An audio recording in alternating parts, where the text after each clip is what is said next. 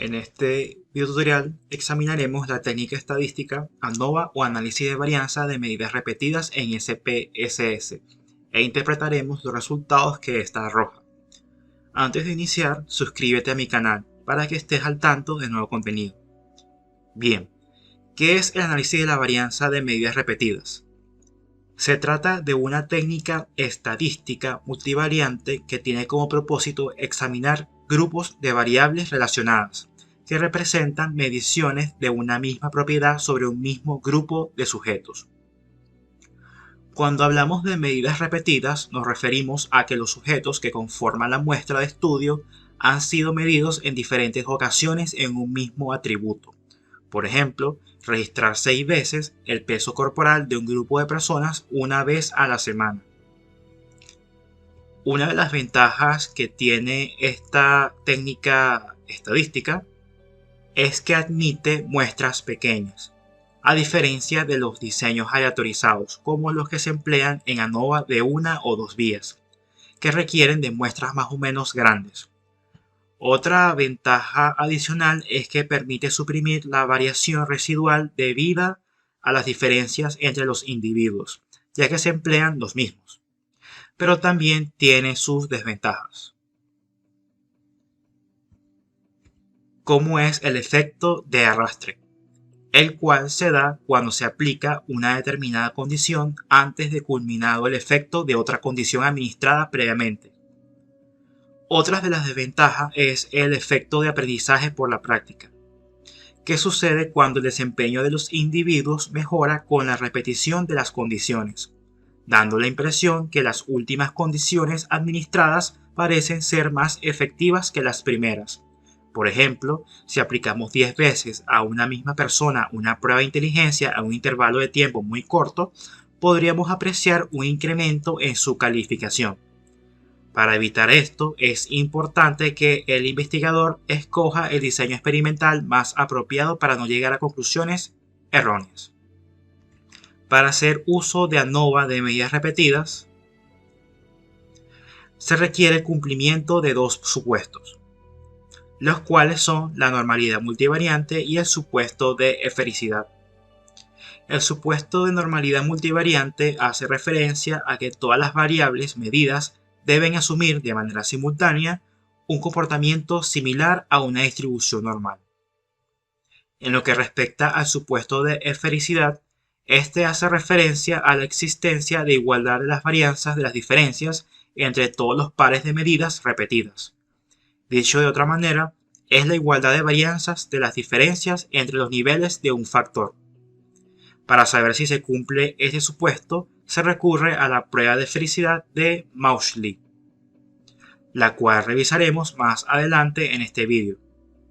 Bien, dicho esto, aplicaremos el ANOVA de medidas repetidas al siguiente caso. Un médico investigador desea saber el efecto de 5 medicamentos sobre la presión arterial y cuál o cuáles reducen la presión arterial en mayor magnitud. Para ello, recurrió a una muestra de 10 personas hipertensas, a las cuales les administró los 5 medicamentos en un intervalo de 3 meses. O sea, en la administración del segundo medicamento transcurrieron 3 meses de haber suministrado el primer medicamento. Pasados los 3 meses, luego de la aplicación del segundo, se administró el tercero y así sucesivamente. Después de la administración de cada uno de los medicamentos, el investigador registró, una hora después, la presión arterial de cada una de las personas de la muestra. Las hipótesis que se plantearon fueron las siguientes. H0 afirma que no existen diferencias estadísticamente significativas entre las medias de las presiones arteriales de las personas, mientras que H1 afirma que existen diferencias estadísticamente significativas entre las medias de las presiones arteriales de las personas. Para evaluar la significancia de los resultados, se estableció un nivel de confianza de 95%, el cual lleva implícito un nivel de significación de 0.05. La presión arterial registrada luego de cada administración de los medicamentos de las 10 personas se vació en la siguiente base de datos diseñada en SPSS. Para hacer uso de la técnica ANOVA de medidas repetidas, nos dirigimos a analizar modelo lineal general, medidas repetidas. Lo primero que nos piden es la definición del factor intrasujetos y el número de niveles que éste posee.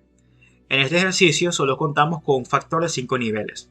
El nombre del factor es arbitrario. Yo le pondré presión arterial, sin espacios. Dado que acá no se admiten espacios, asimismo el nombre no puede iniciar con un número y no debe coincidir con algún nombre de una variable en la base de datos. Por lo tanto, no puedo escribir acá M1, ya que hace referencia a la presión arterial de las personas cuando se les administró el primer medicamento. Y me arrojaría un error. Entonces dejo presión arterial sin espacios y en número de niveles coloco 5. ¿Por qué 5? Ya que este factor tiene 5 niveles, que vienen a ser las 5 mediciones de la presión arterial efectuadas luego del suministro de los 5 medicamentos. Ahora presionamos añadir y luego nos vamos a continuar, dado que no tenemos otro factor para definir. Ahora lo que debemos hacer es asociar cada nivel con las variables registradas en la base de datos, así que M1 lo asocio con el primer nivel, M2 con el segundo y así.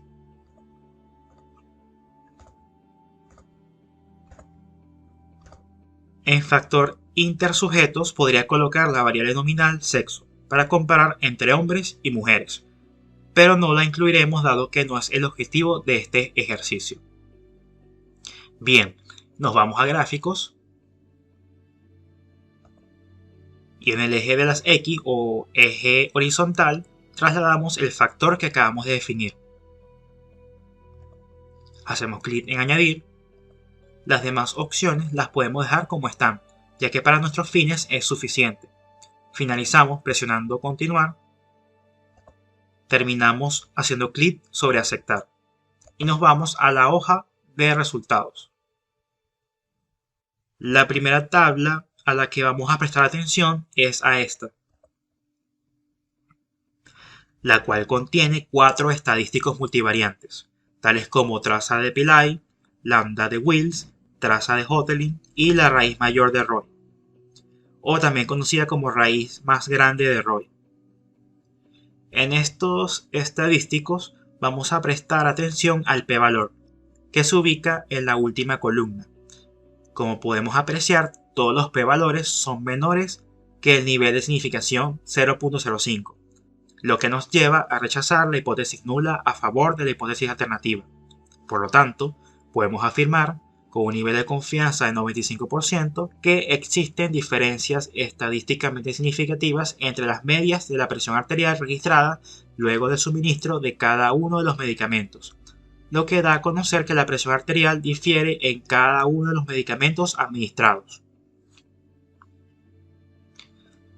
La siguiente tabla contiene resultados para evaluar el supuesto de esfericidad, el cual se evalúa a través de la prueba de esfericidad de Mauchly. Acá prestaremos atención al p-valor, el cual debe ser mayor que el nivel de significación especificado, que en este caso es 0.05. Si es menor o igual a este valor, pues no se cumpliría el supuesto de esfericidad, por lo que no habría igualdad de varianzas de las diferencias entre los 5 niveles del factor presión arterial. Pero en nuestro ejercicio, el p-valor arrojado por la prueba es igual a 0,499, siendo mayor que 0.05. Por ende, no existen evidencias para rechazar la hipótesis nula, por lo que la aceptamos, declarando que hay igualdad de varianzas de las diferencias entre los niveles del factor presión arterial. En síntesis, se cumple el supuesto de esfericidad. Importante, en caso de que no se cumpla el supuesto de esfericidad, podemos escoger dos alternativas. La primera es basar nuestra decisión en los estadísticos examinados previamente, o sea, la traza de Pillay, lambda de Wills, traza de Hotelling y la raíz más grande de Roy, ya que no les afecta el incumplimiento del supuesto de esfericidad. Y la segunda alternativa es recurrir al estadístico F univariado de la siguiente tabla, aplicando el índice corrector de Epsilon, que apreciaremos a la derecha de la tabla donde se alojan los resultados de la prueba de esfericidad. El índice de Epsilon da a conocer el grado en que la matriz de varianzas-covarianzas se distancia de la esfericidad. En caso de que la esfericidad fuese perfecta, el índice de Epsilon sería igual a 1. Como se puede observar, este índice arroja dos estimaciones, Greenhouse-Geyser y Huynh-Feld, siendo la de Greenhouse-Geyser la estimación más conservadora. También tenemos el límite inferior, que indica el valor que asumiría Epsilon en caso de un incumplimiento extremo del supuesto de esfericidad. Dicho esto, para recurrir al estadístico f univariado, cuando no se cumple el supuesto de esfericidad, es necesario realizar un ajuste en los grados de libertad asociados al valor de f, tanto los del numerador como los del denominador, multiplicándolos por el valor de Epsilon. Continuemos. Contamos con una tercera tabla que contiene los resultados de las pruebas de efectos intrasujetos. Acá, igualmente, prestaremos atención al p-valor que se sitúa en la última columna de la tabla. Cuando se cumple el supuesto de esfericidad, se sugiere recurrir a estas pruebas, ya que los valores de f que éstas arrojan son más potentes que los estadísticos multivariados de la primera tabla que examinamos.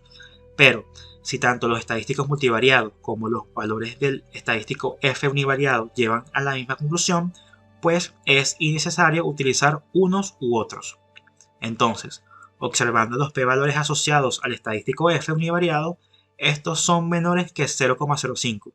Por lo tanto, se rechaza la hipótesis nula a favor de la hipótesis alternativa, según la cual hay diferencias estadísticamente significativas entre las medias de la presión arterial registrada luego del suministro de cada medicamento.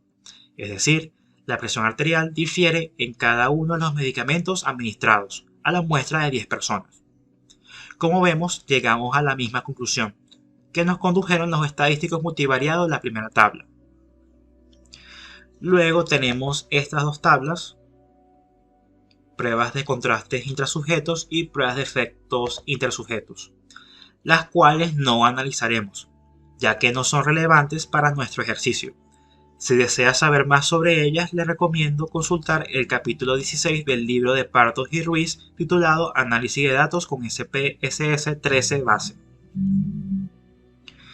Bien, ahora tenemos un gráfico de líneas que muestra las medias marginales de cada presión arterial registrada luego de la administración de cada medicamento.